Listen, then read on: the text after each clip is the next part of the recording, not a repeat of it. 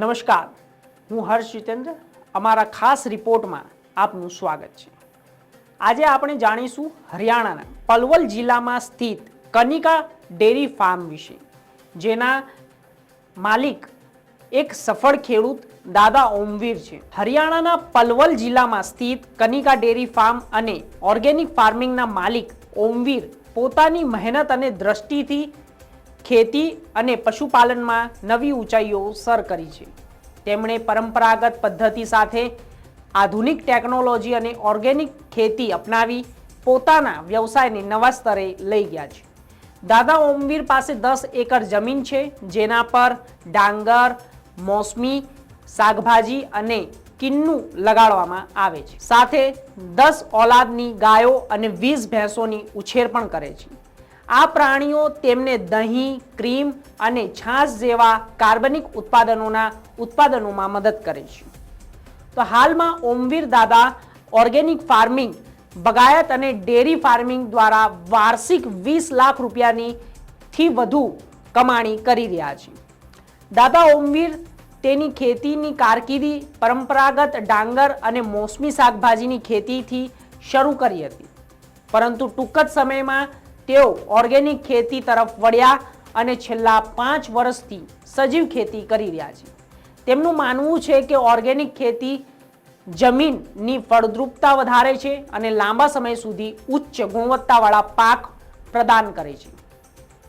તે ગૌમૂત્ર અને ગોબરનો ઉપયોગ ખાતર તરીકે કરે છે, જે માત્ર પર્યાવરણને અનુકૂળ નથી પણ પાકની ગુણવત્તામાં પણ વધારો કરે છે. આ ઉપરાંત દાદા ઓમવીર તેમના ખેતરોમાં ઉગાડવામાં આવેલા ઓર્ગેનિક ચારાથી તેમના પશુઓનું પોષણ પણ કરે છે, જેમનાથી તેમના પશુપાલન વ્યવસાયને પણ મજબૂત બનાવવામાં આવ્યો છે.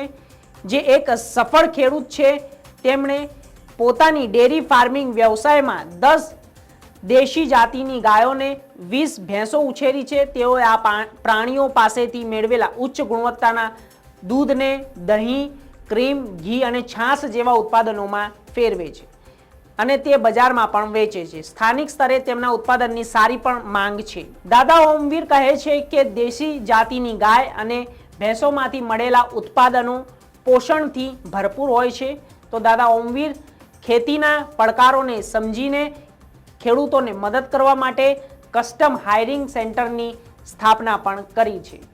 આ કેન્દ્ર દ્વારા તેઓ સુપર સીડર, ટ્રેક્ટર, બોલેરો જેવા આધુનિક કૃષિ મશીનો ભાડે આપે છે અને આ સેવા 15 થી 20 કિલોમીટરની ત્રિજ્યાની અંદર થાય છે, જેના કારણે નજીકના ખેડૂતોને ફાયદો થઈ રહ્યો છે. આ પ્રયાસથી તેમને સરકાર તરફથી 80% સબસિડી પણ મળી છે, જેના કારણે ખેડૂતને પોસાય તેવા દરે આધુનિક મશીનરીઓ મળી રહે છે.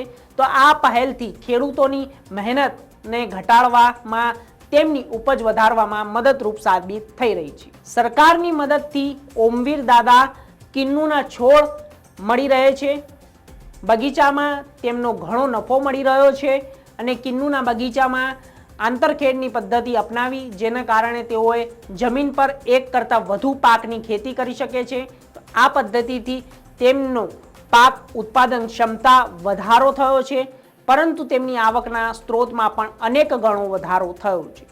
સફળ ખેડૂતની વાત કરીએ તો ઓમવીર દાદા તેમના ખેતરોમાં સિંચાઈ માટે ટપક સિંચાઈ પદ્ધતિ પણ અપનાવી છે, જેનાથી પાણીની બચત પણ થાય છે અને પાકને યોગ્ય માત્રામાં પાણી પણ મળી રહે છે. તો આવી અનેક વિષયો પર તેમની વાત કરવામાં આજે આવી રહી છે.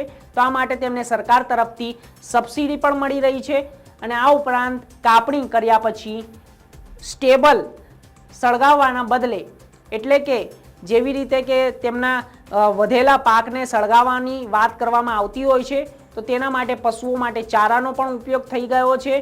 તેમનું માનવું છે કે પરાળીને સળગાવવા માટેની જરૂર નથી, પરંતુ પર્યાવરણને બચાવવું હોય તો પરાળી ન સળગાવવી જોઈએ, તેનાથી નુકસાન થાય છે અને તે બચેલો પાક તે તેમના પશુઓને, તેમના સંસાધનને પણ આપવામાં આવે છે.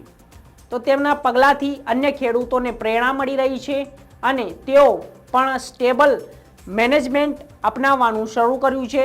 તો સફળ ખેડૂતની વાત કરીએ તો ઓમવીર દાદાની સખત મહેનત અને સમર્પણના કારણે તેને જિલ્લાના અને રાજ્ય સ્તરના ઘણા એવોર્ડો પણ મળી ચૂક્યા છે. તો સફળતાનું સૌથી મોટું રહસ્ય પશુપાલન, સજીવી ખેતી અને તેમની નિપુણતા માનવામાં આવે છે, જેના કારણે તેમના પરિવારની આર્થિક સ્થિતિને મજબૂત બની છે, પરંતુ તેમને એક સફળ ખેડૂત તરીકે પણ તેમને સ્થાપિત કર્યા છે. આવી સ્થિતિમાં આપણે કહી શકાય કે કનિકા ડેરી ફાર્મ અને ઓર્ગેનિક ફાર્મિંગના માલિક ઓમવીર દાદા પોતાની મહેનત અને સમર્પણને આધુનિક ટેકનિકથી પરંપરાગત ખેતીની નવી દિશાઓ આપી છે. તેમનું કસ્ટમ હાયરિંગ સેન્ટર ઓર્ગેનિક ખેતીમાં અનોખા પ્રયાસ પશુપાલન અને સ્ટેબલ મેનેજમેન્ટને અન્ય ખેડૂતો માટે પ્રેરણા સ્ત્રોત બન્યા છે. તો અમારા સ્પેશિયલ રિપોર્ટમાં બસ આટલું જ. આવા દેશ દુનિયા અને એગ્રીકલ્ચર અને સફળ સ્ટોરીઓ માટે જોતા રહો કૃષિ જાગરણ. નમસ્કાર.